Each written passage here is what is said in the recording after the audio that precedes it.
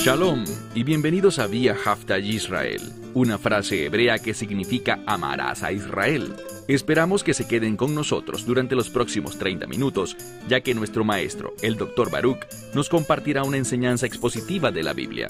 El Dr. Baruch es profesor titular del Instituto Sera Abraham, con sede en Israel. Aunque todos los cursos en el instituto se imparten en hebreo, el Dr. Baruch se complace en compartir esta enseñanza en inglés con doblaje al español. Para más información, visítenos en amarasaisrael.org o descargue nuestra aplicación móvil Mi Estudio Bíblico. Aquí está Baruch y la lección de hoy. Hemos llegado al capítulo final del libro de Zacarías. Es un capítulo muy importante, por lo que lo dividiremos en 2 sesiones. Y de nuevo veremos que el mensaje principal que será divulgado en todo el mundo antes del establecimiento del reino es que Dios, en efecto, juzga el pecado. Toma tu Biblia y ve conmigo a ese capítulo. Zacarías 14. Este capítulo inicia con una palabra muy familiar, una que hemos visto en reiteradas ocasiones, la palabra Hinei en hebreo, que significa he aquí.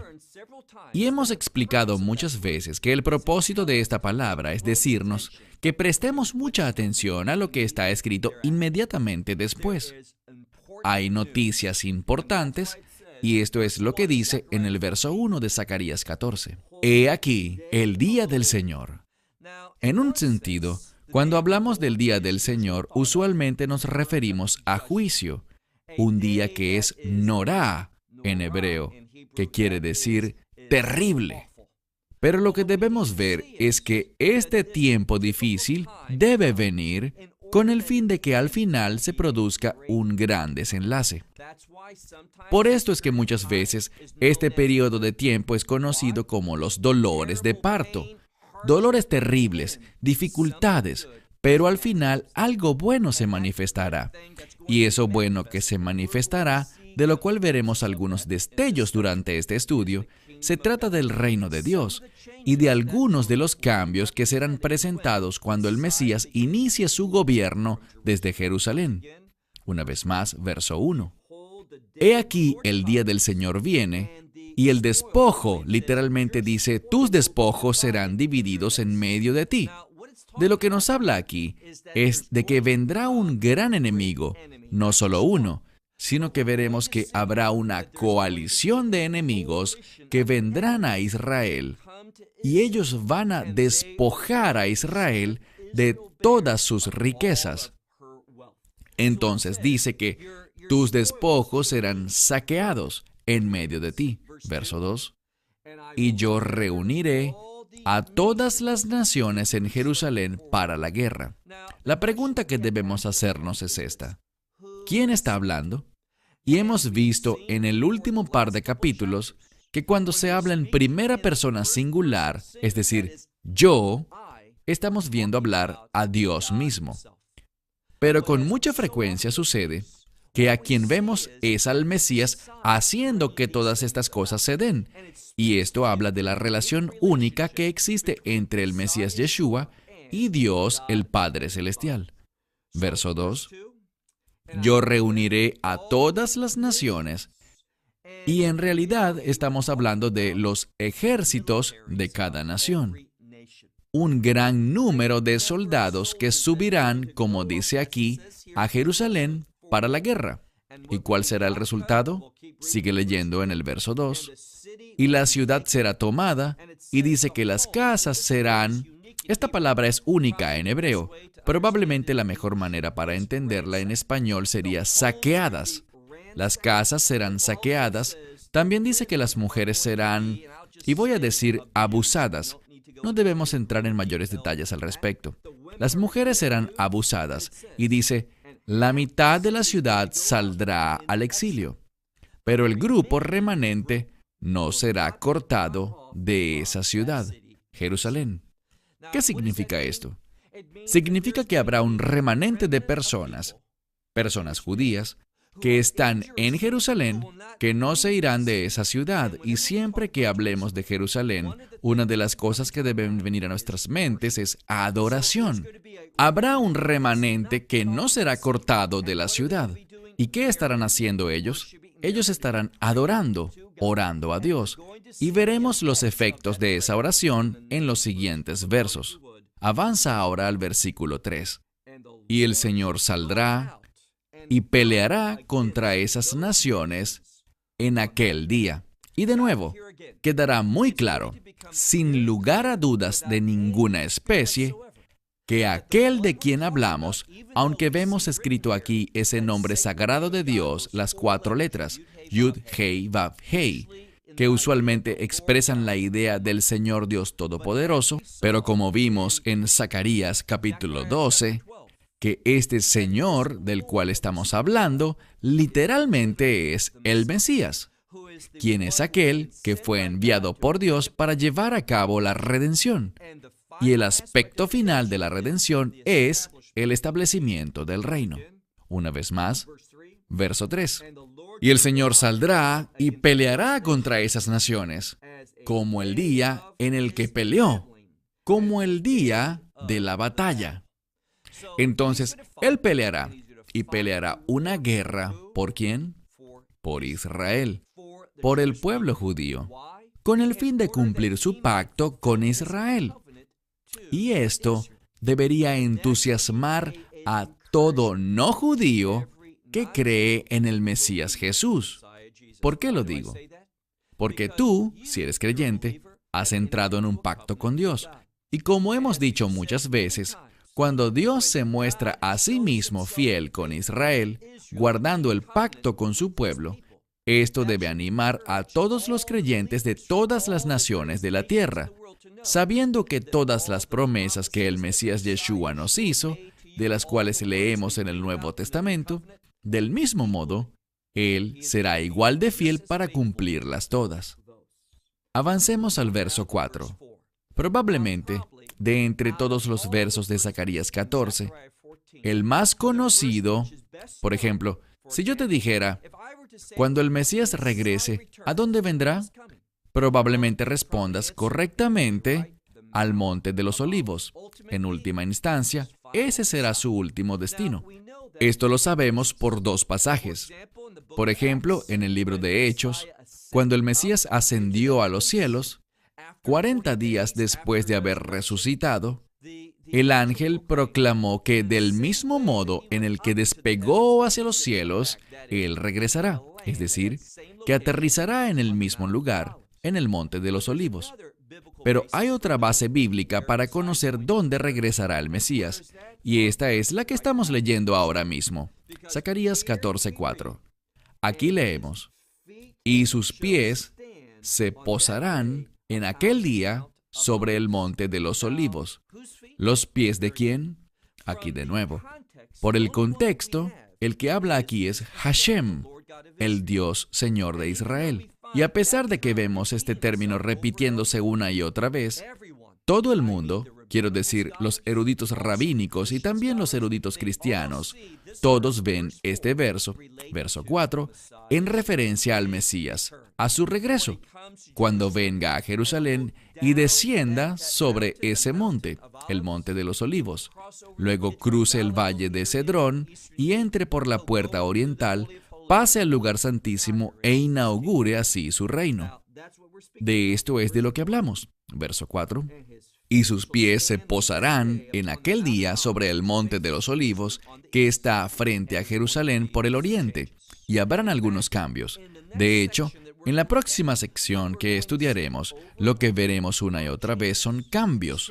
Cambios sucederán en la creación de Dios debido al regreso del Mesías. Pienso, por ejemplo, en el libro de Romanos, Pablo hablando, y comenta cómo el mundo está clamando. No dice sobre individuos del mundo, sino del mundo entero, este planeta en el que vivimos. Y todo el universo dice que ellos claman y gimen, ¿por qué? Por redención. ¿Por qué la creación estaría gimiendo por redención? Porque en todo momento, desde aquel primer pecado, la creación quedó manchada por ese pecado y por lo tanto claman por un cambio del cual tendremos un adelanto en esta sección el día de hoy. Se darán cambios. Las montañas ya no serán montañas, los valles no serán valles, islas lejanas ya no estarán lejos. Habrán muchos cambios. Y uno de ellos es visto al final del verso 4, donde dice: y el monte de los olivos se dividirá, la mitad hacia el oriente y la mitad hacia el occidente. Y dice que un gran valle, un valle muy grande, se formará. Y dice que se moverá, la mitad de las montañas se moverán hacia el norte y la otra mitad se trasladará en dirección hacia el sur. Habrá un cambio. Se formará un valle con un propósito. ¿Cuál será el propósito? Miremos el verso 5.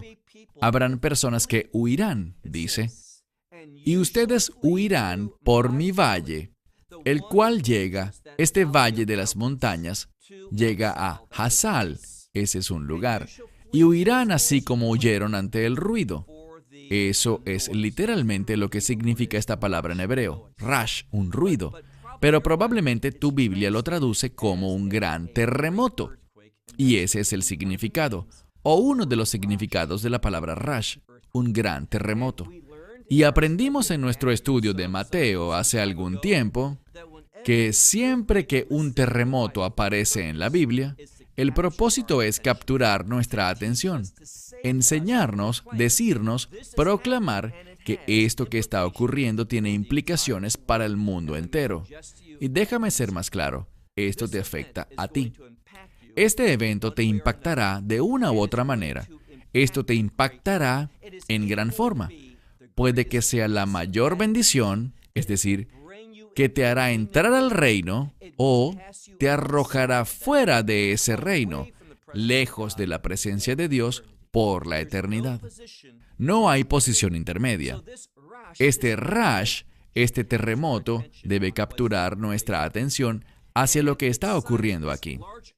Y a la vista de este gran terremoto, muy similar al que se dio en los días del rey Uzziyahu, el rey Uzías, rey de Judá. Mira ahora el verso 5 al final. Aquí encontramos un verso muy importante. Es una pequeña frase, pero nos dice mucho. Y el Señor mi Dios vendrá. Aquí de nuevo, esta misma palabra, el nombre sagrado de Dios, pero estamos hablando del regreso del Mesías. Él viene a Jerusalén a establecer su reino, y con ese contexto, leamos el verso nuevamente.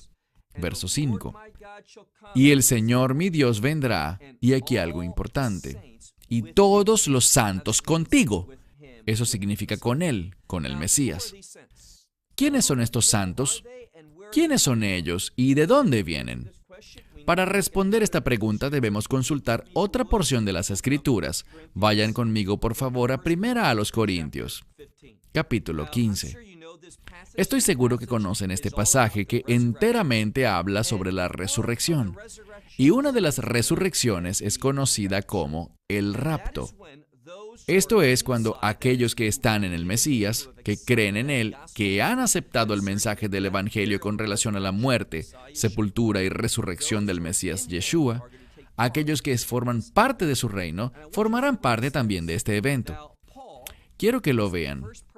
Pablo fue la primera persona en revelar este evento. Y dice, leo en 1 Corintios, capítulo 15, verso 51. He aquí, les digo un misterio. Esto es importante. Este término misterio significa que ningún otro profeta ni persona alguna ha hablado de este punto. Es una nueva revelación del apóstol Pablo. De nuevo, verso 51. He aquí, les digo un misterio, que no todos nosotros moriremos. ¿De qué nos habla?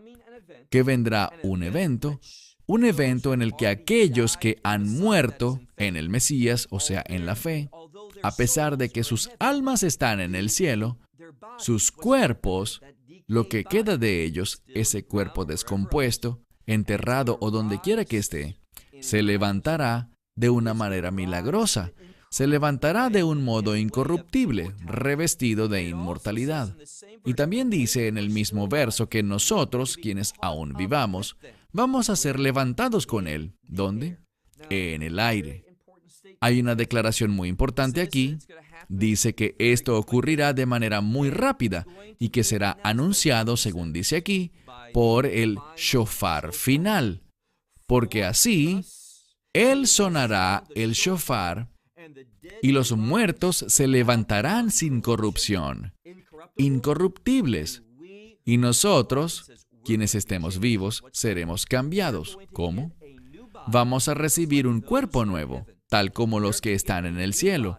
Todos recibiremos un cuerpo nuevo que está perfectamente diseñado para el reino de Dios. ¿Qué significa eso? Significa que conoceremos la verdad y no seremos capaces de hacer nada más sino guardar, obedecer esa verdad. No seremos capaces de pecar. Avancemos a otro pasaje que habla de este mismo evento. Primera a los Tesalonicenses, capítulo 4. Primera a los Tesalonicenses, capítulo 4. Verso 16. Y así el Señor mismo.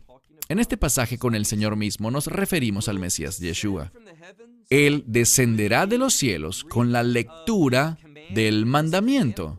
Y este mandamiento, de acuerdo con los mejores eruditos, tiene que ver con el mandamiento de establecer su reino. Es el mandamiento, podríamos decir, los planos del reino de Dios que Él vendrá a cumplir. Entonces, ¿con el sonido de qué? Literalmente dice con la voz del arcángel. ¿Cuál arcángel? Mijael, Miguel. Y con el sonido del shofar de Dios.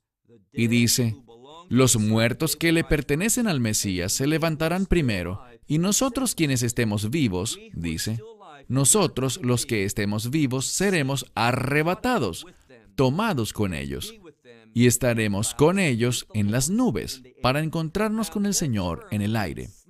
Este término para ser arrebatados es conocido en hebreo como lejejá.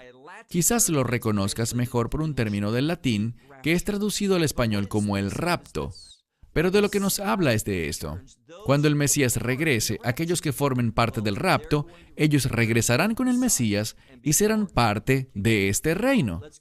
Ahora, regresemos a donde quedamos en Zacarías 14, verso 6.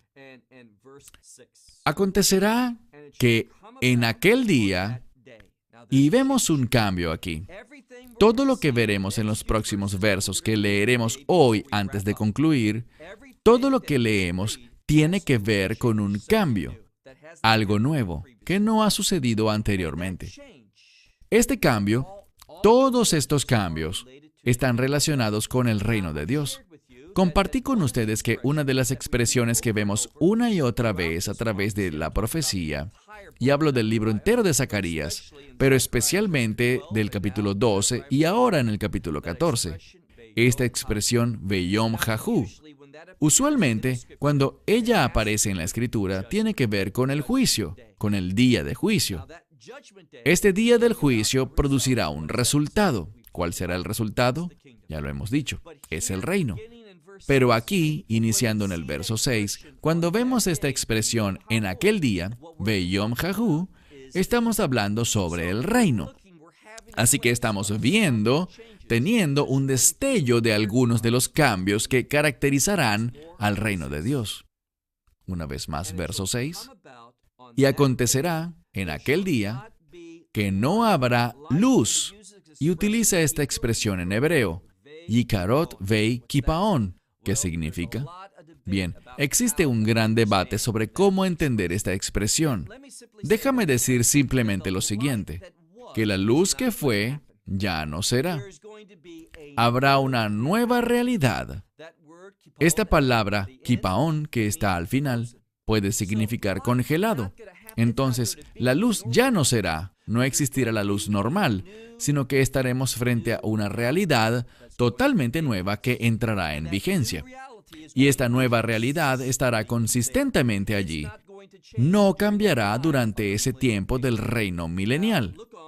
Ahora, avancemos al siguiente verso, verso 7, donde dice, y acontecerá que un día. Las dos cosas de las que hablamos en los versículos 6 y 7 son luz, y la expresión Yom Ahad, un día. ¿Por qué es importante? Bien, estas son las piezas clave que vemos en los versículos iniciales de Génesis capítulo 1. Y quiero que veas que no habrá luz. ¿Qué significa? La luz que es la luz normal en la que pensamos hoy. Ya eso no existirá. Habrá una luz única. ¿Por qué lo digo? Ve conmigo al libro de Génesis capítulo 1. A todos se nos hace familiar Génesis 1. Dios creó los cielos y la tierra y dice que ellos estaban literalmente tohu bevohu. Algunas Biblias dirán vacía, desordenada, lo que sea. Esto quiere decir que no estaba en las condiciones adecuadas, estaba fuera de orden. Y por lo tanto, al final del verso 2 dice que el Espíritu de Dios estaba flotando sobre la faz de las aguas. El Espíritu de Dios estaba presente. Recuerden que esto será clave en un segundo. Y dice que Dios habló y dijo, Vaihi or, que se haga la luz. Y fue la luz. Esa luz, estamos hablando del primer día, Yom Ahad. ¿Por qué es importante? Bien, en hebreo hay una diferencia entre un día y el primer día. A pesar de que la mayoría de las Biblias dirá que fue la mañana y la noche y así fue el primer día, no es como lo dice en hebreo. Dice un día, la misma expresión que aparece en Zacarías 14, Yom Ahad. Esta palabra Ahad con frecuencia es usada en referencia a Dios, así que es el día de Dios. Pero es también Ahad uno, queriendo decir que es único, y nos habla de unidad. Así que Dios hablará y producirá unidad entre la creación y Él mismo. Y cuando esto ocurra, habrá luz, pero no la luz que había antes. ¿Por qué lo digo? Bien, si lees en este mismo primer capítulo de Génesis en el verso 14, habla sobre Dios creando luces en los cielos. Y hablamos del sol y la luna y las estrellas. Pero estas son las luces comunes, no son de las que hablábamos en Génesis 1:3. Y la mayoría de los eruditos creen que lo que produjo el cambio en la creación de Dios, para pasar de algo vacío, deforme y fuera de orden a algo que, he aquí, era muy bueno, es la presencia de Dios, su gloria manifestada en la creación. Y por eso dice que los cielos y la tierra manifiestan, anuncian, declaran la gloria de Dios. Bien, hoy en día no vemos esa gloria mucho que digamos, pero en el reino de Dios regresará y será permanente. Y es de lo que hablamos aquí. Volvamos a nuestro pasaje. Lee conmigo, por favor, el verso 7. Y acontecerá un día que será conocido, este día será conocido por el Señor, es decir, que Él lo señalará. Este es el punto. Será su experiencia en la creación la que lo llevará a cabo. Entonces será un día conocido por el Señor, ni de día ni de noche, sino que al anochecer, cuando todos esperen que llegue la oscuridad, dice que habrá or. ¿Qué es eso? Nos está diciendo que la gloria de Dios estará presente todo el tiempo. La pregunta que debemos hacernos es, ¿qué lo desencadenará? Bien, pasemos al verso 8. Y acontecerá en aquel día, recuerden que esto es el reino, esta expresión Veyom Jahu, ahora se refiere al reino. Dice, aguas vivas saldrán de Jerusalén, la mitad de ellas al mar de Oriente, al mar muerto, y la mitad al mar del Occidente, el mar Mediterráneo. Y dice que será tanto en verano como en invierno. ¿Qué quiere decir? Que siempre será igual. Estamos hablando de agua, y en Israel la temporada de lluvias es solo durante el invierno. En verano no llueve. Así es como funciona el clima ahora. Pero en el reino siempre veremos estas aguas vivas. ¿Qué son estas aguas vivas? Permítanme concluir explicando esto. La semana que viene, cuando completemos Zacarías 14, veremos que hay una ayuda hermenéutica muy importante para ayudarnos a entender este capítulo. ¿Y cuál ayuda será esa? La fiesta de los tabernáculos, Sukkot. Resulta significativo que en el libro de Juan, capítulo 7, leemos también sobre la fiesta de los tabernáculos. Y dice en ese capítulo, Juan, capítulo 7, permíteme buscarlo y leerlo. Juan 7:37 dice, en el último día, ¿cuál día? el último día de la fiesta, conocido en hebreo como Hoshana Rabbah, la gran salvación. Algo sucedía. Usualmente el sumo sacerdote tomaría la palabra y oraría pidiendo lluvia. Entonces había una súplica ante Dios elevada por el sumo sacerdote para que descendiera la lluvia, porque sin lluvia, sin agua, no habría bendición, no habría vida. ¿Pero qué ocurrió? En aquel día, en vez de ser el sumo sacerdote quien habló, aconteció que el Mesías Yeshua se levantó y proclamó: si alguien tiene sed, que venga a mí y beba. Él está manifestándose a sí mismo, y en vez de estar la gente orando a Dios el Padre, tal como vimos en esta conexión entre Dios Padre e Hijo, la gente orará a Él, estará conectada con Él. ¿Y cuál es el resultado de esto? Leámoslo en el verso 38. Y aquel que crea en Él, literalmente dice, aquel que crea en mí, como dice la palabra que está escrita, está basándolo todo, como siempre, en las Escrituras. Es la Escritura de la que hablábamos ahora en Zacarías. ¿Por qué? Él la parafrasea diciendo, porque ríos de agua viva fluirán de ellos. Y dice en el verso 39, ¿qué son esas aguas vivas? Dice, esto Él habló con respecto al Espíritu, que no había sido dado aún, pero que en el futuro le sería dado. ¿A quién? A los creyentes. Al volver a Zacarías 14, vemos que se habla de la gloria de Dios manifestada y el Espíritu de Dios presente.